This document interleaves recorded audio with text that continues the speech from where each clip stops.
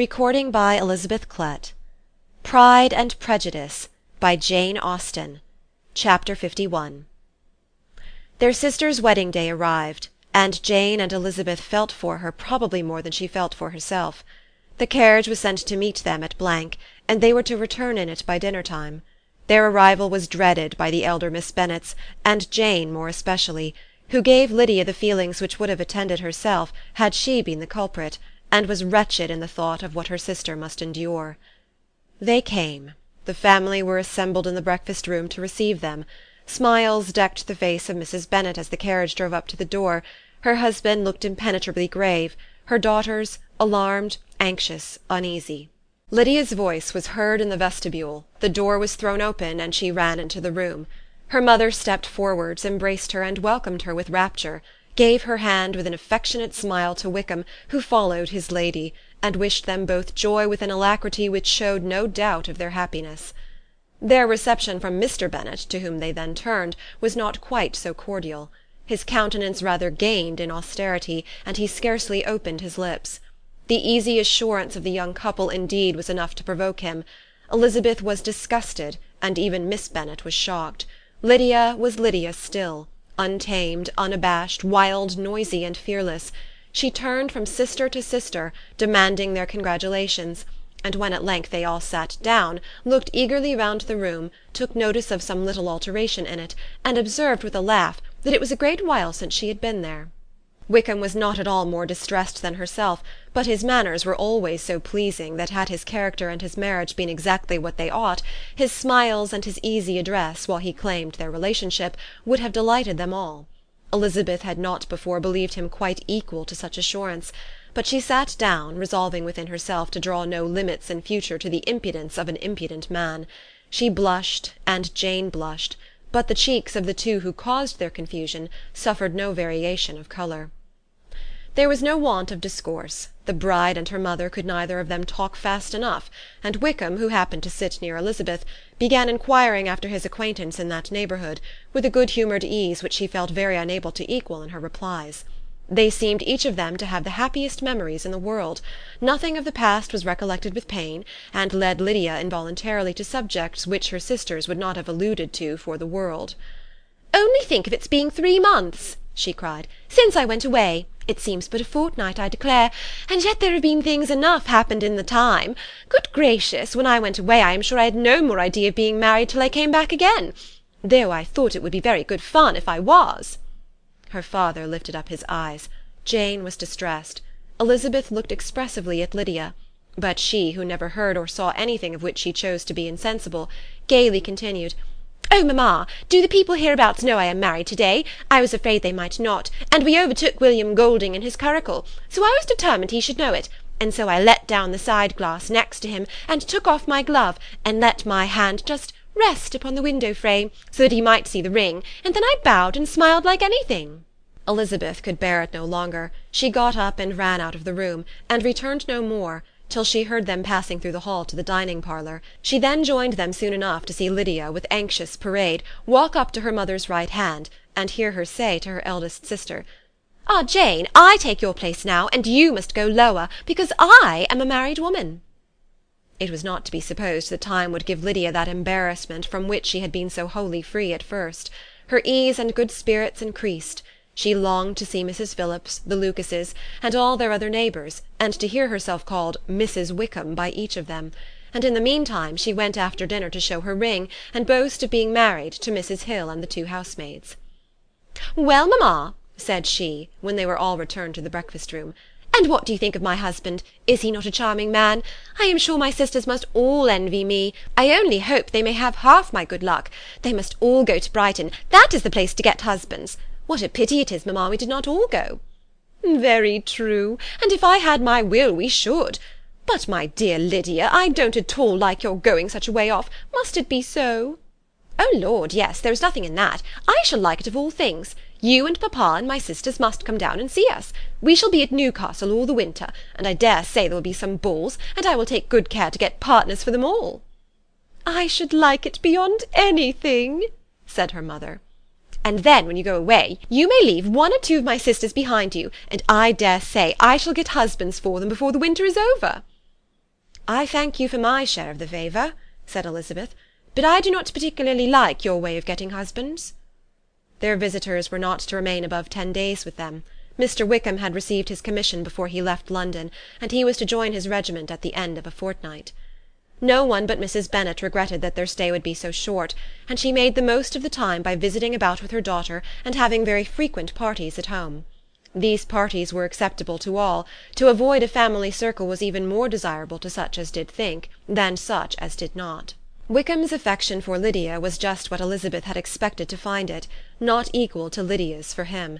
She had scarcely needed her present observation to be satisfied, from the reason of things, that their elopement had been brought on by the strength of her love rather than by his; and she would have wondered why, without violently caring for her, he chose to elope with her at all, had she not felt certain that his flight was rendered necessary by distress of circumstances, and if that were the case, he was not the young man to resist an opportunity of having a companion. Lydia was exceedingly fond of him. He was her dear Wickham on every occasion; no one was to be put in competition with him. He did everything best in the world, and she was sure he would kill more birds on the 1st of September than anybody else in the country. One morning, soon after their arrival, as she was sitting with her 2 elder sisters, she said to Elizabeth, "Lizzie, I never gave you an account of my wedding, I believe. You were not by when I told mamma and the others all about it. Are not you curious to hear how it was managed?" "Not really," replied Elizabeth. "I think there cannot be too little said on the subject." "La, you are so strange! But I must tell you how it went off. We were married, you know, at St. Clement's, because Wickham's lodgings were in that parish, and it was settled that we should all be there by 11 o'clock. My uncle and aunt and I were to go together, and the others were to meet us at the church. Well, Monday morning came, and I was in such a fuss. I was so afraid, you know, that something would happen to put it off, and then I should have gone quite distracted. And there was my aunt, all the time I was dressing, preaching and talking away just as if she was reading a sermon. However, I did not hear above 1 word in 10, for I was thinking, you may suppose, of my dear Wickham. I longed to know whether he would be married in his blue coat.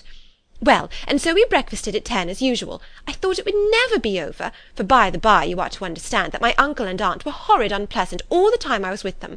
If you'll believe me, I did not once put my foot out of doors, though I was there a fortnight, not one party or scheme or anything. To be sure, London was rather thin, but however the little theatre was open. Well, and so just as the carriage came to the door, my uncle was called away upon business to that horrid man, Mr. Stone. And then, you know, when once they got together, there is no end of it. Well, I was so frightened I did not know what to do, for my uncle was to give me away, and if we were beyond the hour we could not be married all day. But luckily he came back again in 10 minutes' time, and then we all set out. However, I recollected afterwards that if he had been prevented going, the wedding need not be put off, for Mr. Darcy might have done as well." "Mr. Darcy?" repeated Elizabeth in utter amazement. "Oh, yes, he was to come there with Wickham, you know." "Oh, but gracious me! I quite forgot. I ought not to have said a word about it. I promised them so faithfully. What will Wickham say? It was to be such a secret." "If it was to be a secret," said Jane, "say not another word on the subject. You may depend upon my seeking no further." "Oh, certainly," said Elizabeth, though burning with curiosity. "We will ask you no questions." "Thank you," said Lydia, "for if you did, I should certainly tell you all, and then Wickham would be angry."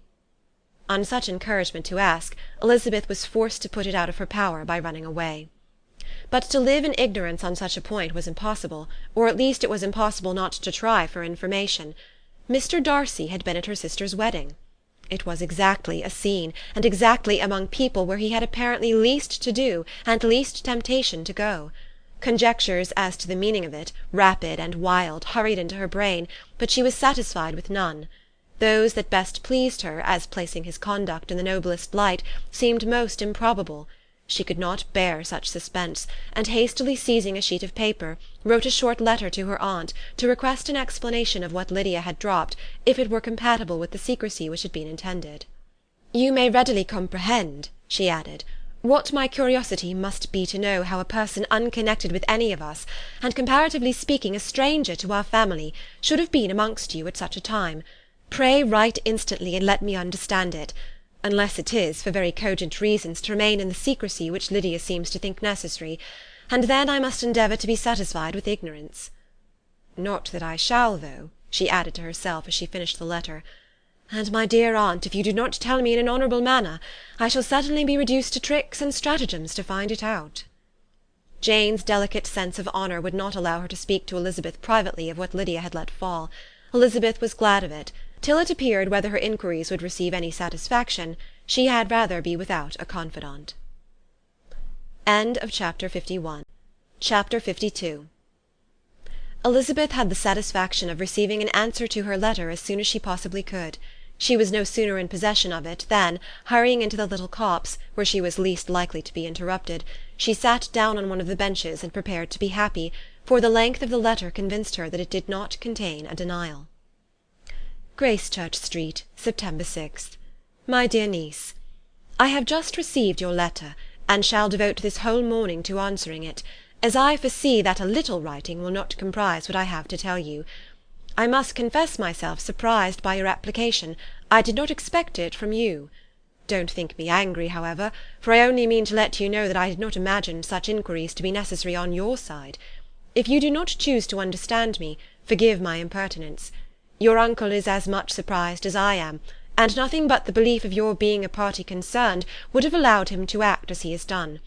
But if you are really innocent and ignorant, I must be more explicit. On the very day of my coming home from Longbourn, your uncle had a most unexpected visitor. Mr. Darcy called, and was shut up with him several hours. It was all over before I arrived, so my curiosity was not so dreadfully racked as yours seems to have been. He came to tell Mr. Gardiner that he had found out where your sister and Mr. Wickham were, and that he had seen and talked with them both, Wickham repeatedly, Lydia once. From what I can collect, he left Derbyshire only one day after ourselves, and came to town with the resolution of hunting for them. The motive professed was his conviction of its being owing to himself that Wickham's worthlessness had not been so well known as to make it impossible for any young woman of character to love or confide in him. He generously imputed the whole to his mistaken pride, and confessed that he had before thought it beneath him to lay his private actions open to the world. His character was to speak for itself. He called it, therefore, his duty to step forward, and endeavour to remedy an evil which had been brought on by himself. If he had another motive, I am sure it would never disgrace him. He had been some days in town before he was able to discover them, but he had something to direct his search, which was more than we had, and the consciousness of this was another reason for his resolving to follow us. There is a lady, it seems, a Mrs. Young, who was some time ago governess to Miss Darcy, and was dismissed from her charge on some cause of disapprobation, though he did not say what. She then took a large house in Edward Street, and has since maintained herself by letting lodgings. This Mrs. Young was, he knew, intimately acquainted with Wickham, and he went to her for intelligence of him as soon as he got to town. But it was 2 or 3 days before he could get from her what he wanted. She would not betray her trust, I suppose, without bribery and corruption, for she really did know where her friend was to be found. Wickham, indeed, had gone to her on their first arrival in London, and had she been able to receive them into her house, they would have taken up their abode with her. At length, however, our kind friend procured the wished-for direction. They were in Street. He saw Wickham, and afterwards insisted on seeing Lydia. His first object with her, he acknowledged, had been to persuade her to quit her present disgraceful situation, and return to her friends as soon as they could be prevailed on to receive her, offering his assistance as far as it would go. But he found Lydia absolutely resolved on remaining where she was. She cared for none of her friends, she wanted no help of his, she would not hear of leaving Wickham. She was sure they should be married some time or other, and it did not much signify when. Since such were her feelings, it only remained, he thought, to secure and expedite a marriage, which in his very first conversation with Wickham he easily learnt had never been his design. He confessed himself obliged to leave the regiment, on account of some debts of honour which were very pressing, and scrupled not to lay the ill consequences of Lydia's flight on her own folly alone. He meant to resign his commission immediately, and as to his future situation, he could conjecture very little about it. He must go somewhere, but he did not know where, and he knew he should have nothing to live on. Mr. Darcy asked him why he had not married your sister at once. Though Mr. Bennet was not imagined to be very rich, he would have been able to do something for him, and his situation must have been benefited by marriage. But he found in reply to this question that Wickham still cherished the hope of more effectually making his fortune by marriage in some other country. Under such circumstances, however, he was not likely to be proof against the temptation of immediate relief. They met several times, for there was much to be discussed. Wickham, of course, wanted more than he could get, but at length was reduced to be reasonable. everything being settled between them, Mr. Darcy's next step was to make your uncle acquainted with it, and he first called in Gracechurch Street the evening before I came home. But Mr. Gardiner could not be seen, and Mr. Darcy found, on further inquiry, that your father was still with him, but would quit town the next morning. He did not judge your father to be a person whom he could so properly consult as your uncle, and therefore readily postponed seeing him till after the departure of the former. He did not leave his name, and till the next day it was only known that a gentleman had called on business. On Saturday he came again. Your father was gone, your uncle at home, and as I said before, they had a great deal of talk together. They met again on Sunday, and then I saw him too. It was not all settled before Monday. As soon as it was, the express was sent off to Longbourn. But our visitor was very obstinate. I fancy, Lizzy, that obstinacy is the real defect of his character after all. He has been accused of many faults at different times, but this is the true one. Nothing was to be done that he did not do himself, though I am sure, and I do not speak it to be thanked, therefore say nothing about it, your uncle would most readily have settled the whole. They battled it together for a long time, which was more than either the gentleman or lady concerned in it deserved. But at last your uncle was forced to yield, and instead of being allowed to be of use to his niece, was forced to put up with only having the probable credit of it, which went sorely against the grain, and I really believe your letter this morning gave him great pleasure, because it required an explanation that would rob him of his borrowed feathers, and give the praise where it was due. But, Lizzy, this must go no farther than yourself, or Jane at most. You know pretty well, I suppose, what has been done for the young people. His debts are to be paid, amounting, I believe, to considerably more than £1,000, another 1,000 in addition to her own settled upon her, and his commission purchased. The reason why all this was to be done by him alone was such as I have given above. It was owing to him, to his reserve and want of proper consideration, that Wickham's character had been so misunderstood, and consequently that he had been received and noticed as he was. Perhaps there was some truth in this, though I doubt whether his reserve, or anybody's reserve, can be answerable for the event. But in spite of all this fine talking, my dear Lizzy, you may rest perfectly assured that your uncle would never have yielded, if we had not given him credit for another interest in the affair. When all this was resolved on, he returned again to his friends, who were still staying at Pemberley. But it was agreed that he should be in London once more when the wedding took place, and all money matters were then to receive the last finish. I believe I have now told you everything. It is a relation which you tell me is to give you great surprise. I hope at least it will not afford you any displeasure. Lydia came to us, and Wickham had constant admission to the house.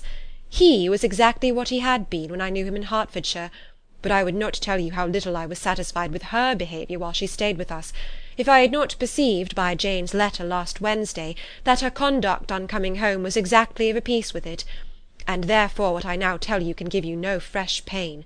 I talked to her repeatedly in the most serious manner, representing to her all the wickedness of what she had done, and all the unhappiness she had brought on her family. If she heard me, it was by good luck, for I am sure she did not listen. I was sometimes quite provoked, but then I recollected my dear Elizabeth and Jane, and for their sakes had patience with her. Mr. Darcy was punctual in his return, and as Lydia informed you, attended the wedding. He dined with us the next day, and was to leave town again on Wednesday or Thursday. Will you be very angry with me, my dear Lizzy, if I take this opportunity of saying, what I was never bold enough to say before, how much I like him? His behaviour to us has, in every respect, been as pleasing as when we were in Derbyshire. His understanding and opinions all please me. He wants nothing but a little more liveliness, and that, if he marry prudently, his wife may teach him. I thought him very sly. He hardly ever mentioned your name. But slyness seems the fashion. Pray forgive me if I have been very presuming, or at least do not punish me so far as to exclude me from P. I shall never be quite happy till I have been all round the park. A low phaeton with a nice little pair of ponies would be the very thing. But I must write no more. The children have been wanting me this half-hour. Yours very sincerely, M. Gardiner. The contents of this letter threw Elizabeth into a flutter of spirits, in which it was difficult to determine whether pleasure or pain bore the greatest share. The vague and unsettled suspicions which uncertainty had produced of what Mr. Darcy might have been doing to forward her sister's match, which she had feared to encourage as an exertion of goodness too great to be probable, and at the same time dreaded to be just, from the pain of obligation, were proved beyond their greatest extent to be true. He had followed them purposely to town, he had taken on himself all the trouble and mortification attendant on such a research, in which supplication had been necessary to a woman whom he must abominate and despise, and where he was reduced to meet, frequently meet, reason with, persuade, and finally bribe, the man whom he always most wished to avoid, and whose very name it was punishment to him to pronounce. He had done all this for a girl whom he could neither regard nor esteem. Her heart did whisper that he had done it for her, but it was a hope shortly checked by other considerations, and she soon felt that even her vanity was insufficient, when required to depend on his affection for her, for a woman who had already refused him, as able to overcome a sentiment so natural as abhorrence against relationship with Wickham. Brother-in-law of Wickham! Every kind of pride must revolt from the connection. He had, to be sure, done much. She was ashamed to think how much. But he had given a reason for his interference, which asked no extraordinary stretch of belief.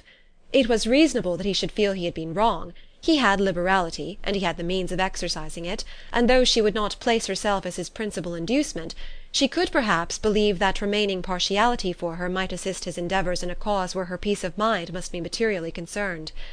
It was painful, exceedingly painful, to know that they were under obligations to a person who could never receive a return. They owed the restoration of Lydia, her character, everything to him. Oh, how heartily did she grieve over every ungracious sensation she had ever encouraged, every saucy speech she had ever directed towards him. For herself she was humbled, but she was proud of him, proud that in a cause of compassion and honour he had been able to get the better of himself. She read over her aunt's commendation of him again and again. It was hardly enough, but it pleased her. She was even sensible of some pleasure, though mixed with regret, on finding how steadfastly both she and her uncle had been persuaded that affection and confidence subsisted between Mr. Darcy and herself. She was roused from her seat and her reflections by some one's approach, and before she could strike into another path she was overtaken by Wickham. "I am afraid I interrupt your solitary ramble, my dear sister," said he as he joined her. "You certainly do," she replied with a smile, "but it does not follow that the interruption must be unwelcome." "I should be sorry indeed if it were. We were always good friends, and now we are better." "True. Are the others coming out?" "I do not know. Mrs. Bennet and Lydia are going in the carriage to Meryton. And so, my dear sister, I find from our uncle and aunt that you have actually seen Pemberley." She replied in the affirmative. "I almost envy you the pleasure, and yet I believe it would be too much for me, or else I could take it in my way to Newcastle. And you saw the old housekeeper, I suppose? Poor Reynolds, she was always very fond of me, but of course she did not mention my name to you." "Yes, she did." "And what did she say?" "That you were gone into the army, and she was afraid had not turned out well. At such a distance as that, you know, things are strangely misrepresented." "Certainly," he replied, biting his lips. Elizabeth hoped she had silenced him, but he soon afterwards said, "I was surprised to see Darcy in town last month. We passed each other several times. I wonder what he can be doing there." "Perhaps preparing for his marriage with Mr. Berg," said Elizabeth. "It must be something particular to take him there at this time of year." "Undoubtedly. Did you see him while you were at Lambton? I thought I understood from the gardeners that you had." "Yes, he introduced us to his sister." "And do you like her?" "Very much." "I have heard, indeed, that she is uncommonly improved within this year or two. When I last saw her she was not very promising. I am very glad you liked her. I hope she will turn out well." "I dare say she will. She has got over the most trying age." "Did you go by the village of Kympton?" "I do not recollect that we did." "I mention it because it is the living which I ought to have had. A most delightful place. Excellent parsonage house. It would have suited me in every respect." "How should you have liked making sermons?" "Exceedingly well. I should have considered it as part of my duty, and the exertion would have been nothing. One ought not to repine, but to be sure it would have been such a thing for me. The quiet, the retirement of such a life would have answered all my ideas of happiness. But it was not to be. Did you ever hear Darcy mention the circumstance when you were in Kent?" "I have heard from authority, which I thought as good, that it was left you conditionally only, and at the will of the present patron." "You have. Yes, there was something in that. I told you so from the first, you may remember. I did hear, too, that there was a time when sermon-making was not so palatable to you as it seems to be at present, that you actually declared your resolution of never taking orders, and that the business had been compromised accordingly. You did? And it was not wholly without foundation. You may remember what I told you on that point when first we talked of it. They were now almost at the door of the house, for she had walked fast to get rid of him, and unwilling for her sister's sake to provoke him, she only said in reply with a good-humoured smile, "Come, Mr. Wickham, we are brother and sister, you know. Do not let us quarrel about the past. In future I hope we shall always be of one mind." She held out her hand, he kissed it with affectionate gallantry, though he hardly knew where to look, and they entered the house. End of Chapter 52. Chapter 53. Mr. Wickham was so perfectly satisfied with this conversation that he never again distressed himself or provoked his dear sister Elizabeth by introducing the subject of it, and she was pleased to find that she had said enough to keep him quiet.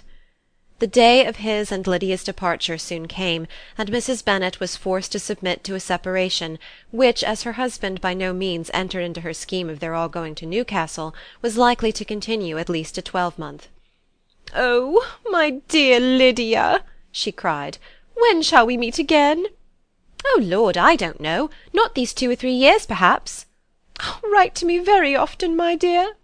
"As often as I can. But you know married women have never much time for writing.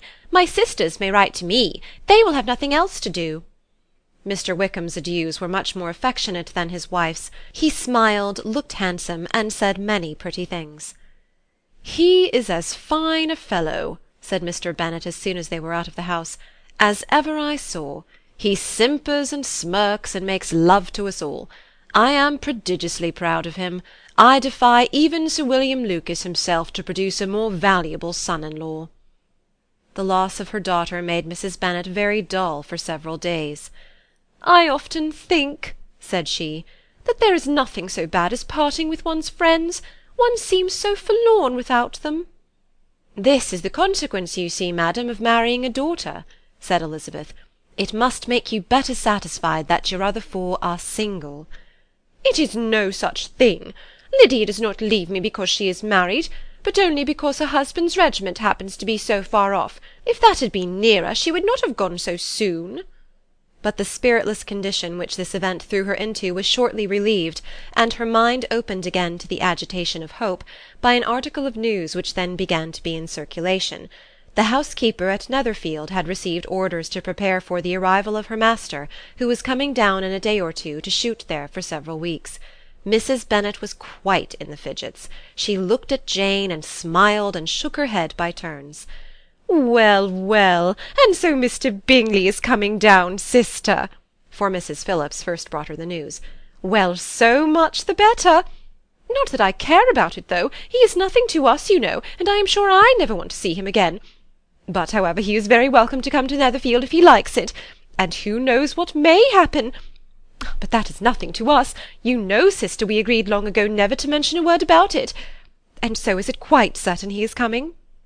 "You may depend on it," replied the other, "for Mrs. Nicholls was in Meryton last night. I saw her passing by, and went out myself on purpose to know the truth of it, and she told me that it was certain true. He comes down on Thursday at the latest, very likely on Wednesday. She was going to the butcher's, she told me, on purpose to order in some meat on Wednesday, and she has got 3 couple of duck just fit to be killed." Miss Bennet had not been able to hear of his coming without changing colour. It was many months since she had mentioned his name to Elizabeth, but now, as soon as they were alone together, she said, "I saw you look at me to-day, Lizzie, when my aunt told us of the present report, and I know I appeared distressed. But don't imagine it was from any silly cause. I was only confused for the moment, because I felt that I should be looked at. I do assure you that the news does not affect me either with pleasure or pain. I am glad of one thing, that he comes alone, because we shall see the less of him. Not that I am afraid of myself, but I dread other people's remarks." Elizabeth did not know what to make of it. Had she not seen him in Derbyshire, she might have supposed him capable of coming there with no other view than what was acknowledged, but she still thought him partial to Jane, and she wavered as to the greater probability of his coming there with his friend's permission, or being bold enough to come without it. Yet it is hard, she sometimes thought, that this poor man cannot come to a house which he has legally hired, without raising all this speculation. I will leave him to himself. In spite of what her sister declared, and really believed to be her feelings in the expectation of his arrival, Elizabeth could easily perceive that her spirits were affected by it. They were more disturbed, more unequal, than she had often seen them. The subject which had been so warmly canvassed between their parents about a twelvemonth ago was now brought forward again. "As soon as ever Mr. Bingley comes, my dear," said Mrs. Bennet, "you will wait on him, of course." "No, no, you forced me into visiting him last year, and promised if I went to see him he should marry one of my daughters. But it ended in nothing, and I will not be sent on a fool's errand again." His wife represented to him how absolutely necessary such an attention would be from all the neighbouring gentlemen on his returning to Netherfield. "'Tis an etiquette I despise," said he. "If he wants our society, let him seek it. He knows where we live. I will not spend my hours in running after my neighbours every time they go away and come back again." "Well, all I know is that it will be abominably rude if you do not wait on him. But, however, that shan't prevent my asking him to dine here. I am determined. We must have Mrs. Long and the Goldings soon. That will make 13 with ourselves, so there will be just room at table for him." Consoled by this resolution, she was the better able to bear her husband's incivility, though it was very mortifying to know that her neighbours might all see Mr. Bingley, in consequence of it, before they did. As the day of his arrival drew near, "I begin to be sorry that he comes at all," said Jane to her sister. "It would be nothing. I could see him with perfect indifference, but I can hardly bear to hear it thus perpetually talked of. My mother means well, but she does not know, no one can know, how much I suffer from what she says. Happy shall I be when his stay at Netherfield is over." "I wish I could say anything to comfort you," replied Elizabeth, "but it is wholly out of my power. You must feel it, and the usual satisfaction of preaching patience to a sufferer is denied me, because you have always so much." Mr. Bingley arrived. Mrs. Bennet, through the assistance of servants, contrived to have the earliest tidings of it, that the period of anxiety and fretfulness on her side might be as long as it could. She counted the days that must intervene before their invitation could be sent, hopeless of seeing him before. But on the third morning after his arrival in Hertfordshire, she saw him, from her dressing-room window, enter the paddock and ride towards the house. Her daughters were eagerly called to partake of her joy. Jane resolutely kept her place at the table, but Elizabeth, to satisfy her mother, went to the window. She looked, she saw Mr. Darcy with him, and sat down again by her sister. "There is a gentleman with him, mamma," said Kitty. "Who can it be?" "Some acquaintance or other, my dear, I suppose. I am sure I do not know." "La!" replied Kitty, "it looks just like that man that used to be with him before, Mr. What's-his-name, that tall, proud man." "Good gracious! Mr. Darcy! And so it does, I vow. Well, any friend of Mr. Bingley's will always be welcome here, to be sure, but I must say that I hate the very sight of him." Jane looked at Elizabeth with surprise and concern. She knew but little of their meeting in Derbyshire, and therefore felt for the awkwardness which must attend her sister in seeing him almost for the first time after receiving his explanatory letter. Both sisters were uncomfortable enough. Each felt for the other, and of course for themselves, and their mother talked on of her dislike of Mr. Darcy, and her resolution to be civil to him only as Mr. Bingley's friend, without being heard by either of them. But Elizabeth had sources of uneasiness which could not be suspected by Jane, to whom she had never yet had courage to show Mrs. Gardiner's letter, or to relate her own change of sentiment towards him.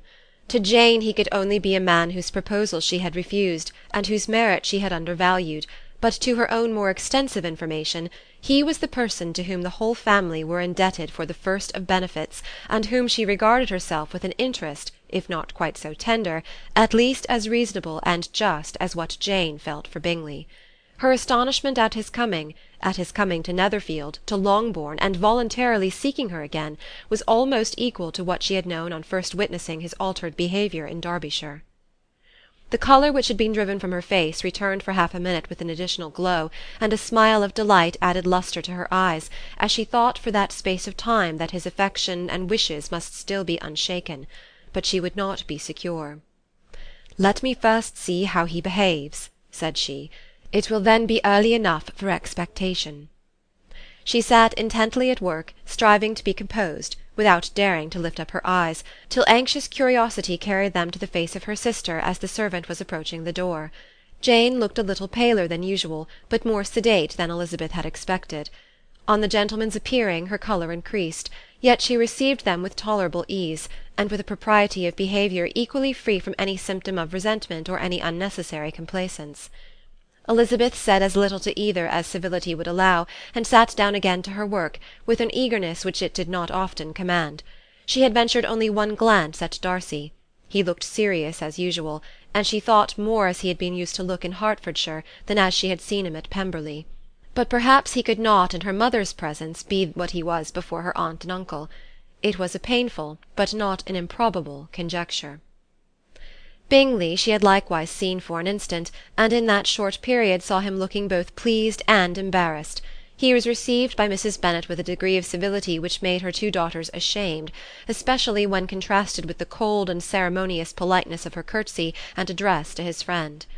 Elizabeth particularly, who knew that her mother owed to the latter the preservation of her favourite daughter from irremediable infamy, was hurt and distressed to a most painful degree by a distinction so ill applied. Darcy, after inquiring of her how Mr. and Mrs. Gardiner did, a question which she could not answer without confusion, said scarcely anything. He was not seated by her, perhaps that was the reason of his silence, but it had not been so in Derbyshire. There he had talked to her friends when he could not to herself, but now several minutes elapsed without bringing the sound of his voice, and when occasionally, unable to resist the impulse of curiosity, she raised her eyes to his face, she as often found him looking at Jane as at herself, and frequently on no object but the ground. More thoughtfulness and less anxiety to please than when they had last met were plainly expressed. She was disappointed, and angry with herself for being so. "Could I expect it to be otherwise?" said she. "Yet why did he come?" She was in no humour for conversation with any one but himself, and to him she had hardly courage to speak. She inquired after his sister, but could do no more. "It is a long time, Mr. Bingley, since you went away," said Mrs. Bennet. He readily agreed to it. "I began to be afraid you would never come back again. People did say you meant to quit the place entirely at Michaelmas, but however I hope it is not true. A great many changes have happened in the neighbourhood since you went away. Miss Lucas is married and settled, and one of my own daughters. I suppose you have heard of it? Indeed, you must have seen it in the papers. It was in the Times and the Courier, I know, though it was not put in as it ought to be. It was only said lately George Wickham Esquire to Miss Lydia Bennet, without there being a syllable said of her father, or the place where she lived, or anything. It was my brother Gardiner's drawing up too, and I wonder how he came to make such an awkward business of it. Did you see it?" Bingley replied that he did, and made his congratulations. Elizabeth dared not lift up her eyes. How Mr. Darcy looked, therefore, she could not tell. "It is a delightful thing, to be sure, to have a daughter well married," continued her mother. "But at the same time, Mr. Bingley, it is very hard to have her taken such away from me. They are gone down to Newcastle, a place quite northward, it seems, and there they are to stay I do not know how long. His regiment is there, for I suppose you have heard of his leaving the Blankshire, and of his being gone into the regulars. Thank heaven he has some friends, though perhaps not so many as he deserves." Elizabeth, who knew this to be levelled at Mr. Darcy, was in such a misery of shame that she could hardly keep her seat. It drew from her, however, the exertion of speaking, which nothing else had so effectually done before, and she asked Bingley whether he meant to make any stay in the country at present. A few weeks, he believed. "When you have killed all your own birds, Mr. Bingley," said her mother, "I beg you will come here and shoot as many as you please on Mr. Bennet's manor. I am sure he'll be vastly happy to oblige you, and will save all the best of the coveys for you." Elizabeth's misery increased at such unnecessary, such officious attention. Were the same fair prospect to arise at present as had flattered them a year ago, everything, she was persuaded, would be hastening to the same vexatious conclusion. At that instant she felt that years of happiness could not make Jane or herself amends for moments of such painful confusion. "The first wish of my heart," said she to herself, "is never more to be in company with either of them. Their society can afford no pleasure that will atone for such wretchedness as this. Let me never see either one or the other again." Yet the misery, for which years of happiness were to offer no compensation, received soon afterwards material relief, from observing how much the beauty of her sister rekindled the admiration of her former lover. When first he came in he had spoken to her but little, but every 5 minutes seemed to be giving her more of his attention.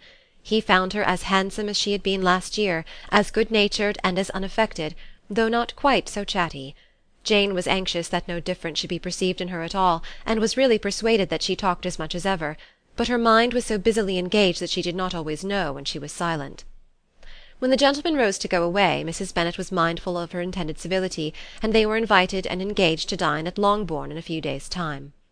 "You are quite a visit in my debt, Mr. Bingley," she added, "for when you went to town last winter you promised to take a family dinner with us as soon as you returned. I have not forgot, you see, and I assure you I was very much disappointed that you did not come back and keep your engagement." Bingley looked a little silly at this reflection, and said something of his concern at having been prevented by business. Then they went away. Mrs. Bennet had been strongly inclined to ask them to stay and dine there that day, but though she always kept a very good table, she did not think anything less than 2 courses could be good enough for a man on whom she had such anxious designs, or satisfy the appetite and pride of one who had 10,000 a year. Chapter 54. As soon as they were gone, Elizabeth walked out to recover her spirits, or in other words, to dwell without interruption on those subjects that must deaden them more. Mr. Darcy's behaviour astonished and vexed her. "Why, if he came only to be silent, grave, and indifferent," said she, "did he come at all?" She could settle it in no way that gave her pleasure. "He could be still amiable, still pleasing to my uncle and aunt when he was in town, and why not to me? If he fears me, why come hither? If he no longer cares for me, why silent? Teasing, teasing man! I will think no more about him." Her resolution was for a short time involuntarily kept by the approach of her sister, who joined her with cheerful look, which showed her better satisfied with their visitors than Elizabeth. "Now," said she, "that this first meeting is over, I feel perfectly easy. I know my own strength, and I shall never be embarrassed again by his coming. I am glad he dines here on Tuesday. It will then be publicly seen that on both sides we meet only as common and indifferent acquaintance." "Yes, very indifferent indeed," said Elizabeth laughingly. "Oh, Jane, take care." "My dear Lizzy, you cannot think me so weak as to be in danger now." "I think you are in very great danger of making him as much in love with you as ever." They did not see the gentleman again till Tuesday, and Mrs. Bennet in the meanwhile was giving way to all the happy schemes which the good humour and common politeness of Bingley in half an hour's visit had revived. On Tuesday there was a large party assembled at Longbourn, and the two who were most anxiously expected, to the credit of their punctuality as sportsmen, were in very good time. When they repaired to the dining-room, Elizabeth eagerly watched to see whether Bingley would take the place which, in all their former parties, had belonged to him by her sister. Her prudent mother, occupied by the same ideas, forbore to invite him to sit by herself. On entering the room he seemed to hesitate, but Jane happened to look round, and happened to smile. It was decided. He placed himself by her. Elizabeth, with a triumphant sensation, looked towards his friend. He bore it with noble indifference, and she would have imagined that Bingley had received his sanction to be happy, had she not seen his eyes likewise turned towards Mr. Darcy, with an expression of half-laughing alarm. His behaviour to her sister was such, during dinner-time, as showed an admiration of her, which, though more guarded than formerly, persuaded Elizabeth that if left wholly to himself, Jane's happiness and his own would be speedily secured. Though she dared not depend upon the consequence, she yet received pleasure from observing his behaviour. It gave her all the animation that her spirits could boast, for she was in no cheerful humour. Mr. Darcy was almost as far from her as the table could divide them. He was on one side of her mother. She knew how little such a situation would give pleasure to either, or make either appear to advantage. She was not near enough to hear any of their discourse, but she could see how seldom they spoke to each other, and how formal and cold was their manner whenever they did. Her mother's ungraciousness made the sense of what they owed him more painful to Elizabeth's mind, and she would at times have given anything to be privileged to tell him that his kindness was neither unknown nor unfelt by the whole of the family. She was in hopes that the evening would afford some opportunity of bringing them together, that the whole of the visit would not pass away without enabling them to enter into something more of conversation than the mere ceremonious salutation attending his entrance. Anxious and uneasy, the period which passed in the drawing-room, before the gentlemen came, was wearisome and dull to a degree that made her almost uncivil. She looked forward to their entrance as the point on which all her chance of pleasure for the evening must depend. "If he does not come to me, then," she said, "I shall give him up for ever." The gentleman came, and she thought he looked as if he would have answered her hopes. But alas, the ladies had crowded round the table where Miss Bennet was making tea, and Elizabeth pouring out the coffee, in so close a confederacy that there was not a single vacancy near her which would admit of a chair; and on the gentleman's approaching, one of the girls moved closer to her than ever, and said in a whisper, "The men shan't come and part us, I am determined. We want none of them, do we?" Darcy had walked away to another part of the room. She followed him with her eyes, envied every one to whom he spoke, had scarcely patience enough to help anybody to coffee, and then was enraged against herself for being so silly. A man who has once been refused! How could I ever be foolish enough to expect a renewal of his love? Is there one among the sex who could not protest against such a weakness as a second proposal to the same woman? There is no indignity so abhorrent to their feelings. She was revived a little, however, by his bringing back his coffee-cup himself, and she seized the opportunity of saying, "Is your sister at Pemberley still?" "Yes, she will remain there till Christmas." "And quite alone? Have all her friends left her?" "Mrs. Annesley is with her. The others have gone on to Scarborough these 3 weeks." She could think of nothing more to say, but if he wished to converse with her, he might have better success. He stood by her, however, for some minutes in silence, and at last, on the young ladies whispering to Elizabeth again, he walked away. When the tea-things were removed, and the card-tables placed, and the ladies all rose, and Elizabeth was then hoping to be joined by him, when all her views were overthrown by seeing him fall a victim to her mother's rapacity for whist-players, and in a few moments after seated with the rest of the party. She now lost every expectation of pleasure. They were confined for the evening at different tables, and she had nothing to hope, but that his eyes were so often turned towards her side of the room as to make him play as unsuccessfully as herself. Mrs. Bennet had designed to keep the 2 Netherfield gentlemen to supper, but their carriage was unluckily ordered before any of the others, and she had no opportunity of detaining them. "Well, girls," said she, as soon as they were left to themselves, "what say you to the day? I think everything is passed off uncommonly well, I assure you. The dinner was as well dressed as any I ever saw, the venison was roasting to a turn, and everybody said they never saw so fat a haunch. The soup was 50 times better than what we had at the Lucases last week, and even Mr. Darcy acknowledged that the partridges were remarkably well done, and I suppose he has 2 or 3 French cooks at least. And, my dear Jane, I never saw you look in greater beauty. Mrs. Long said so too, for I asked her whether you did not. And what do you think she said besides?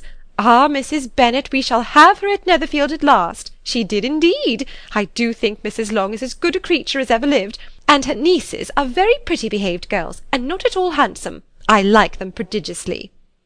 Mrs. Bennet, in short, was in very great spirits. She had seen enough of Bingley's behaviour to Jane to be convinced that she would get him at last, and her expectations of advantage to her family, when in a happy humour, were so far beyond reason that she was quite disappointed at not seeing him there again the next day to make his proposals. "It has been a very agreeable day," said Miss Bennet to Elizabeth. "The party seemed so well selected, so suitable with one another. I hope we may often meet again." Elizabeth smiled. "Lizzy, you must not do so. You must not suspect me. It mortifies me. I assure you that I have now learnt to enjoy his conversation as an agreeable and sensible young man, without having a wish beyond it.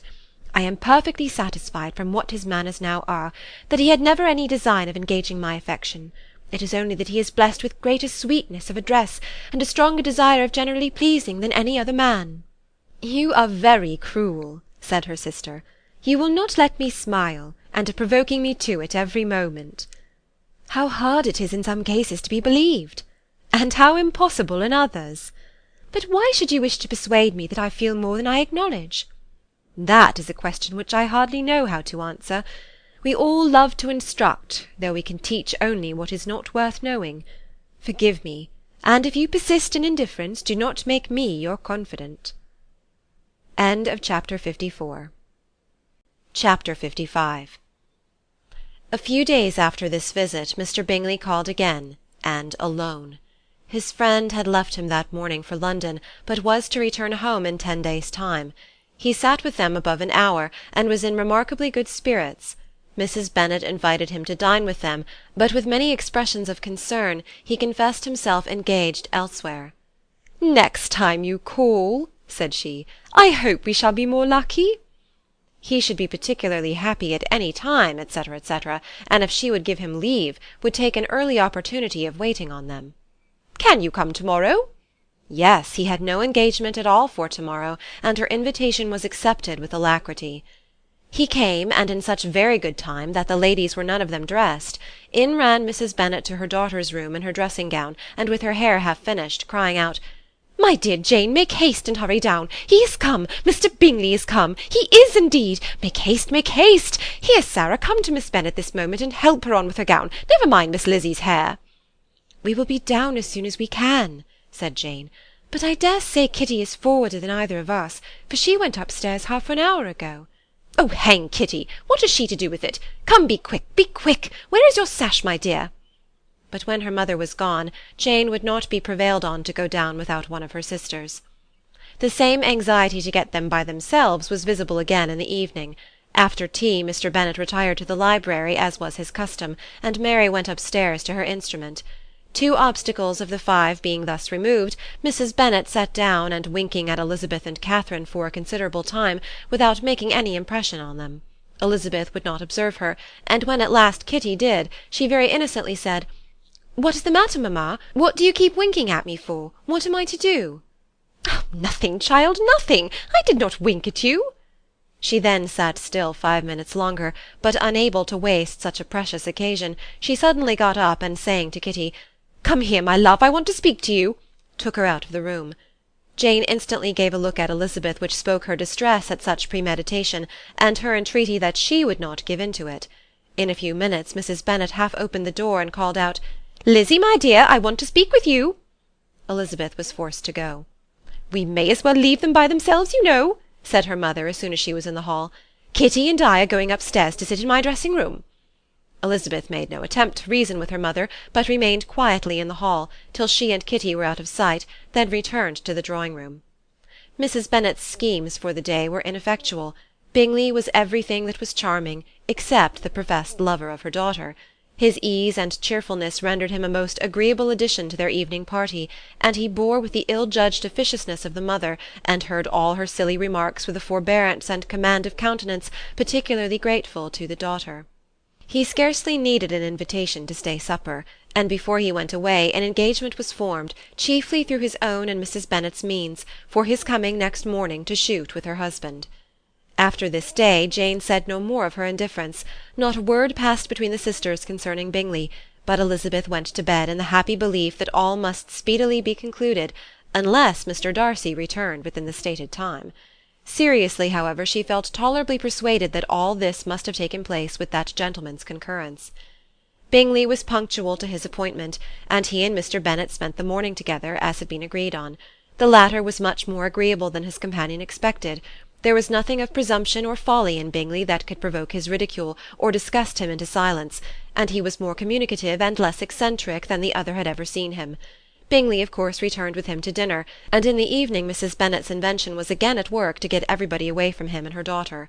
Elizabeth, who had a letter to write, went into the breakfast-room for that purpose soon after tea, for as the others were all going to sit down to cards, she could not be wanted to counteract her mother's schemes. But on returning to the drawing-room, when her letter was finished, she saw, to her infinite surprise, there was reason to fear that her mother had been too ingenious for her.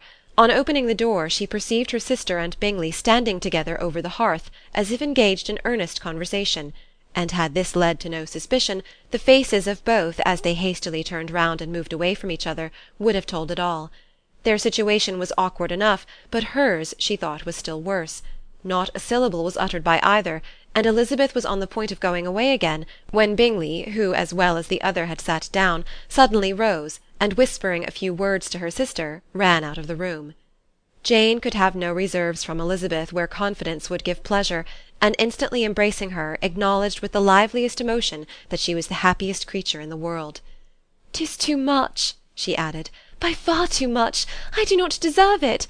Oh, why is everybody not as happy?" Elizabeth's congratulations were given with a sincerity, a warmth, a delight, which words could but poorly express. Every sentence of kindness was a fresh source of happiness to Jane, but she would not allow herself to stay with her sister, or say half that remained to be said for the present. "I must go instantly to my mother," she cried. "I would not on any account trifle with her affectionate solicitude, or allow her to hear it from any one but myself. He is gone to my father already. Oh, Lizzie, to know that what I have to relate will give such pleasure to all my dear family! How shall I bear so much happiness?" She then hastened away to her mother, who had purposely broken up the card-party, and was sitting upstairs with Kitty.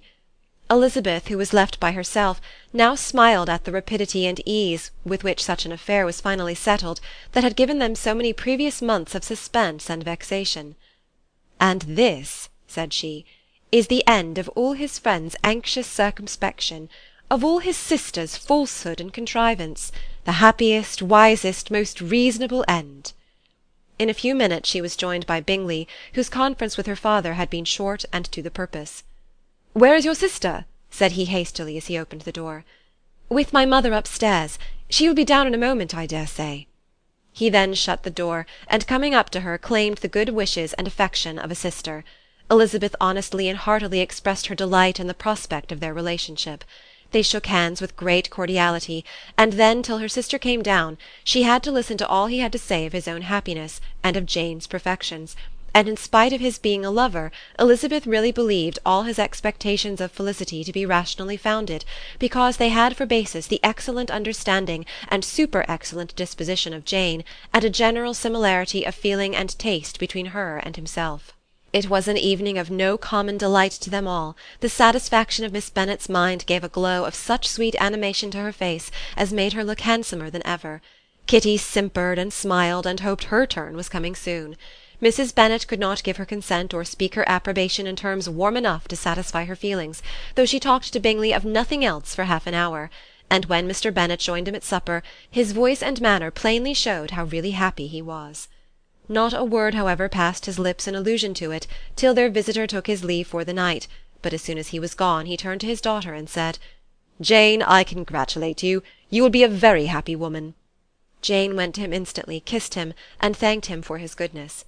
"You are a good girl," he replied, "and I have great pleasure in thinking you will be so happily settled. I have not a doubt of your doing very well together.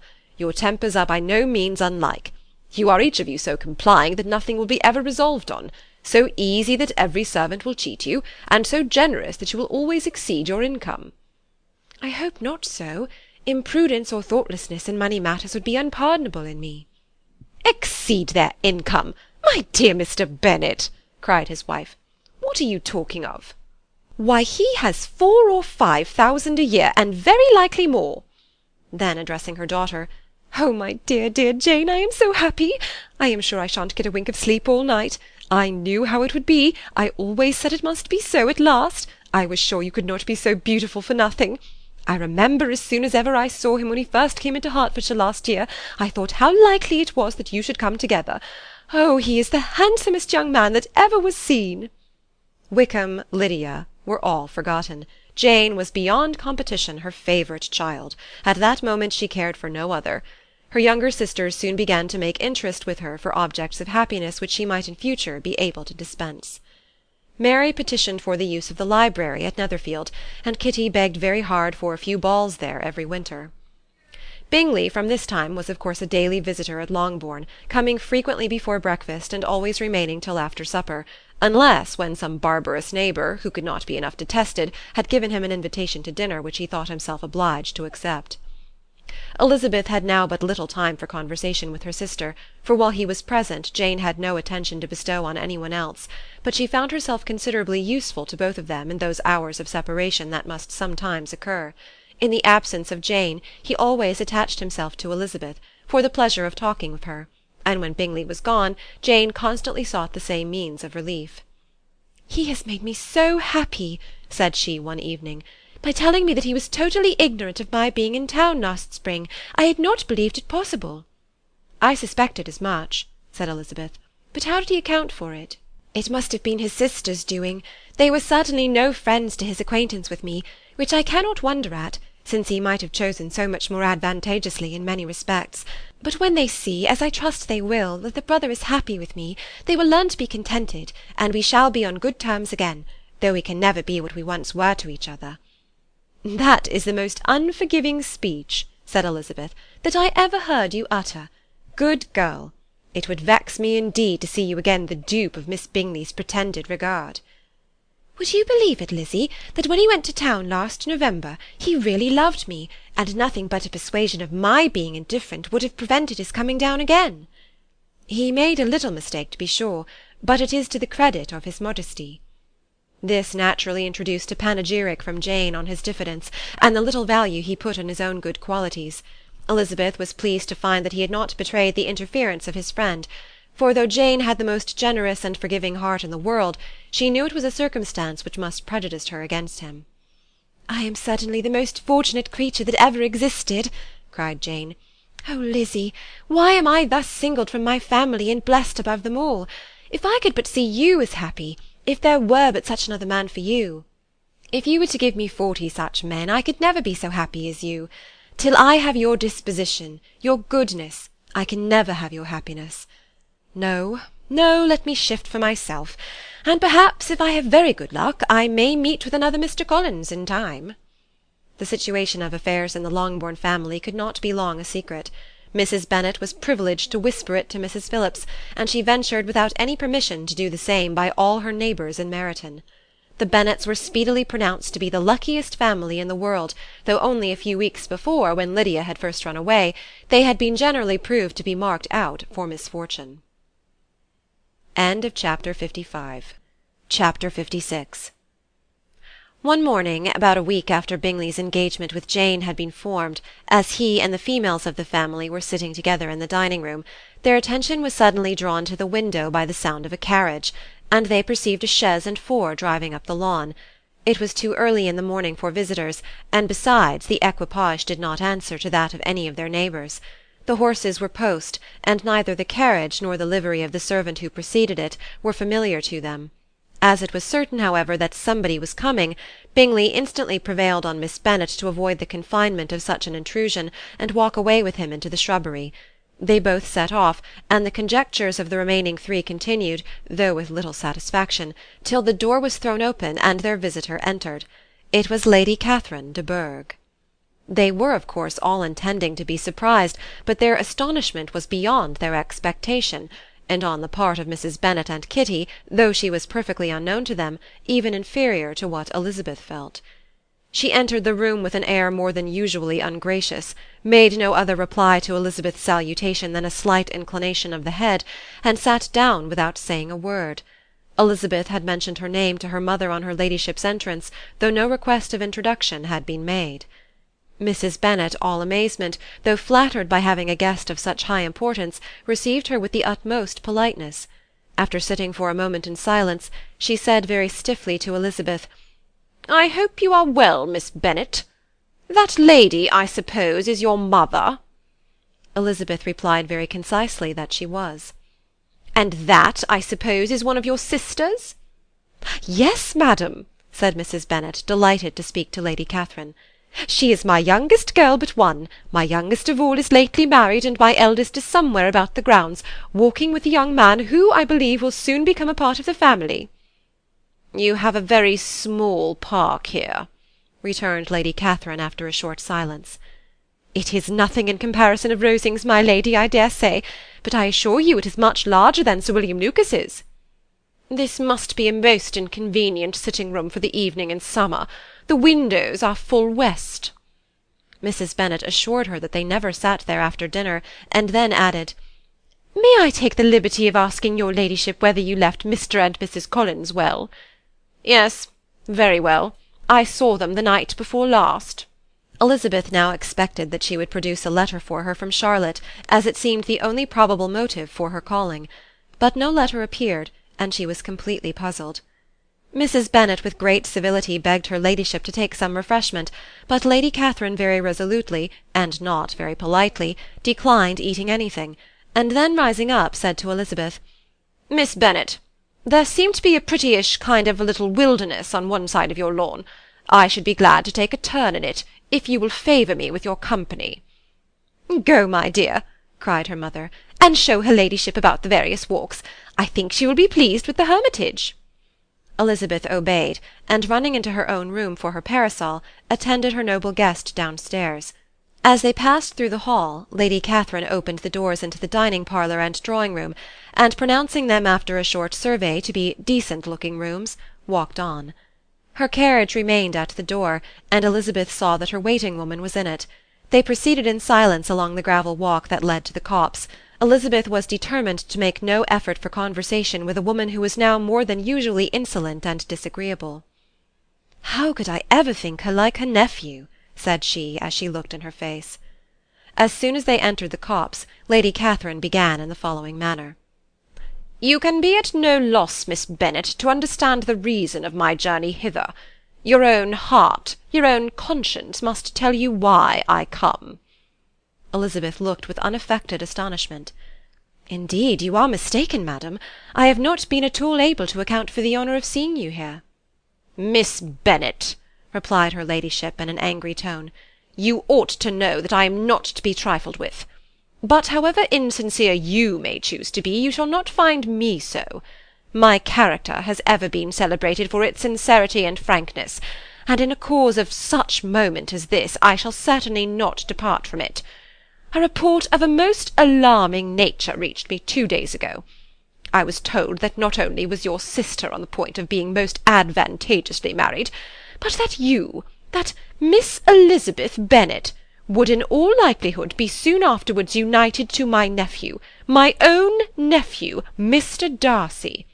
Though I know it must be a scandalous falsehood, though I would not injure him so much as to suppose the truth of it possible, I instantly resolved on setting off for this place, that I might make my sentiments known to you."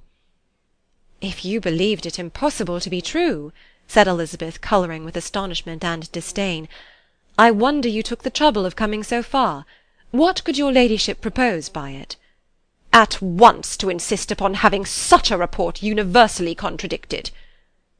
"Your coming to Longbourn to see me and my family," said Elizabeth coolly, "will be rather a confirmation of it, if indeed such a report is in existence." "If! Do you then pretend to be ignorant of it? Has it not been industriously circulated by yourselves? Do you not know that such a report is spread about?" "I never heard that it was." "And can you likewise declare that there is no foundation for it?" "I do not pretend to possess equal frankness with your ladyship. You may ask questions which I shall not choose to answer." "This is not to be borne. Miss Bennet, I insist on being satisfied. Has my nephew made you an offer of marriage?"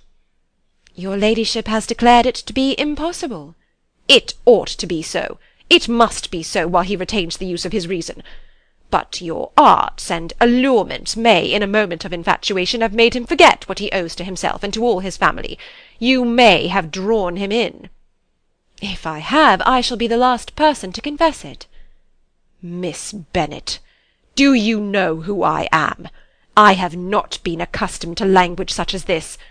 I am almost the nearest relation he has in the world, and am entitled to know all his dearest concerns." "But you are not entitled to know mine, nor will such behaviour as this ever induce me to be explicit." "Let me be rightly understood.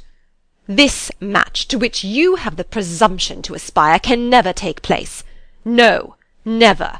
Mr. Darcy is engaged to my daughter. Now what have you to say?" "Only this, that if he is so, you can have no reason to suppose he'll make an offer to me." Lady Catherine hesitated for a moment, and then replied, "The engagement between them is of a peculiar kind. From their infancy they have been intended for each other. It was the favourite wish of his mother as well as of hers. While in their cradles we planned the union. And now, at the moment when the wishes of both sisters would be accomplished in their marriage, to be prevented by a young woman of inferior birth, of no importance in the world, and wholly unallied to the family. Do you pay no regard to the wishes of his friends? To his tacit engagement with Mr. Berg? Are you lost to every feeling of propriety and delicacy? Have you not heard me say that from his earliest hours he was destined for his cousin?" "Yes, and I had heard it before. But what is that to me? If there is no other objection to my marrying your nephew, I shall certainly not be kept from it by knowing that his mother and aunt wished him to marry Mr. Berg. You both did as much as you could in planning the marriage. Its completion depended on others. If Mr. Darcy is neither by honour nor inclination confined to his cousin, why is he not to make another choice? And if I am that choice, why may I not accept him?" "Because honour Decorum, prudence, nay, interest forbid it. Yes, Miss Bennet, interest. For do not expect to be noticed by his family or friends, if you wilfully act against the inclinations of all. You will be censured, slighted, and despised by every one connected with him. Your alliance will be a disgrace. Your name will never even be mentioned by any of us." "These are heavy misfortunes," replied Elizabeth. "But the wife of Mr. Darcy must have such extraordinary sources of happiness necessarily attached to her situation, that she could, upon the whole, have no cause to repine." "Obstinate, headstrong girl! I am ashamed of you. Is this your gratitude for my attentions to you last spring? Is nothing due to me on that score? Let us sit down. You are to understand, Miss Bennet, that I came here with the determined resolution of carrying my purpose, nor will I be dissuaded from it. I have not been used to submit to any person's whims. I have not been in the habit of brooking disappointment." "That will make your ladyship's situation at present more pitiable, but it will have no effect on me." "I will not be interrupted. Hear me in silence. My daughter and my nephew are formed for each other. They are descended on the maternal side from the same noble line, and on the father's from respectable, honourable, and ancient, though untitled, families. Their fortune on both sides is splendid. They are destined for each other by the voice of every member of their respective houses. And what is to divide them? The upstart pretensions of a young woman without family connections or fortune. Is this to be endured? But it must not, shall not be. If you were sensible of your own good, you would not wish to quit the sphere in which you have been brought up." "In marrying your nephew, I should not consider myself as quitting that sphere. He is a gentleman, I am a gentleman's daughter. So far we are equal." "True, you are a gentleman's daughter. But who was your mother? Who are your uncles and aunts? Do not imagine me ignorant of their condition." "Whatever my connections may be," said Elizabeth, "if your nephew does not object to them, they can be nothing to you." "Tell me once and for all, are you engaged to him?" Though Elizabeth would not, for the mere purpose of obliging Lady Catherine, have answered this question, she could not but say, after a moment's deliberation, "I am not." Lady Catherine seemed pleased. "And will you promise me never to enter into such an engagement?" "I will make no promise of the kind." "Miss Bennet, I am shocked and astonished. I expected to find a more reasonable young woman. But do not deceive yourself into a belief that I will ever recede. I shall not go away till you have given me the assurance I require." "And I certainly never shall give it. I am not to be intimidated into anything so wholly unreasonable. Your ladyship wants Mr. Darcy to marry your daughter, but would my giving you the wished-for promise make their marriage at all more probable? Supposing him to be attached to me, would my refusing to accept his hand make him wish to bestow it on his cousin? Allow me to say, Lady Catherine, that the arguments with which you have supported this extraordinary application have been as frivolous as the application was ill-judged. You have widely mistaken my character, if you think I can be worked on by such persuasions as these. How far your nephew might approve of your interference in his affairs, I cannot tell, but you have certainly no right to concern yourself in mine. I must beg, therefore, to be importuned no farther on the subject." "Not so hasty, if you please. I have by no means done. To all the objections I have already urged, I have still another to add. I am no stranger to the particulars of your youngest sister's infamous elopement. I know it all. That the young man's marrying her was a patched-up business, at the expense of your father and uncles. And is such a girl to be my nephew's sister? Is her husband, is the son of his late father's steward, to be his brother? Heaven and earth! Of what are you thinking? Are the shades of Pemberley to be thus polluted?" "You can now have nothing further to say," she resentfully answered.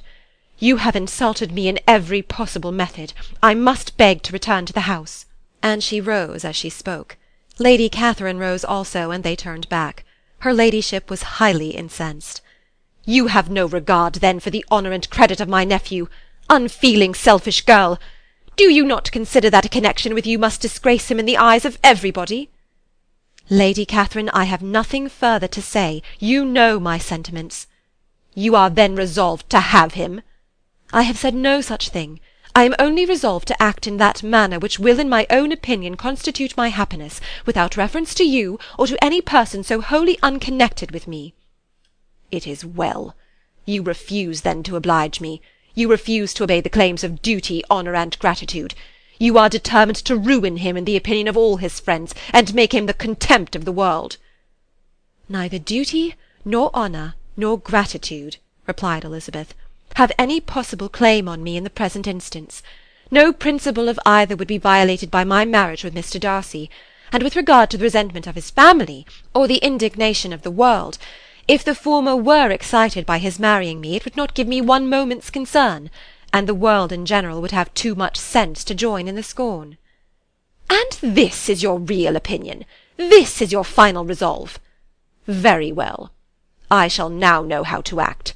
Do not imagine, Miss Bennet, that your ambition will ever be gratified. I came to try you.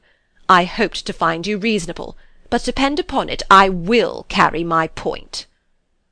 In this manner Lady Catherine talked on till they were at the door of the carriage, when, turning hastily round, she added, "I take no leave of you, Miss Bennet. I send no compliments to your mother. You deserve no such attention. I am most seriously displeased." Elizabeth made no answer, and without attempting to persuade her ladyship to return into the house, walked quietly into it herself. She heard the carriage drive away as she proceeded upstairs. Her mother impatiently met her at the door of the dressing-room, to ask why Lady Catherine would not come in again and rest herself. "She did not choose it," said her daughter. "She would go." "She is a very fine-looking woman, and her calling here was prodigiously civil, for she only came, I suppose, to tell us the Collinses were well. She is on her road somewhere, I dare say, and so, passing through Meryton, thought she might as well call on you. I suppose she had nothing particular to say to you, Lizzie?" Elizabeth was forced to give in to a little falsehood here, for to acknowledge the substance of their conversation was impossible. Chapter 56